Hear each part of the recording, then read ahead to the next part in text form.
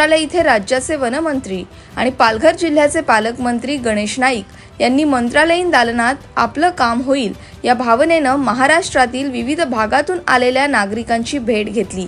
यावेळी वैयक्तिक प्रश्न, नागरी समस्या, वन विभागाशी संबंधित विषय आणि विविध प्रलंबित विषय या संदर्भात नागरिकांनी भेटी घेतल्या। नागरिकांकडून आलेलं निवेदन आणि त्यांचे प्रश्न सोडवण्यासंदर्भात संबंधित विभागाच्या अधिकाऱ्यांना सूचित करत तातडीनं प्रश्न आणि कामं मार्गी लावण्याचे निर्देश मंत्री गणेश नाईक यांनी दिलेत। Bureau report, Navi Mumbai network.